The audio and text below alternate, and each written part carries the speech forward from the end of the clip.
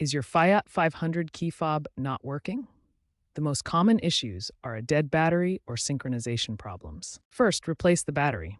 The FIAT 500 key fob uses a CR2032 3-volt lithium coin cell battery. Pry open the fob carefully with a small screwdriver, replace the battery ensuring correct polarity, and reassemble. If battery replacement doesn't help, try resyncing the fob to your car. Insert the key into the ignition, turn to on position without starting the engine, press and hold the lock button on the fob for 10 seconds, then turn ignition off.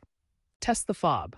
This works for about 80% of sync problems. Always resync after battery changes. If a new battery and resyncing doesn't fix the key fob, the problem may lie with the vehicle's receiver. This receiver module is located under the dashboard and can fail due to electrical faults. Diagnostics require an OBD2 scanner to check for error codes like U014U, which indicates a communication fault.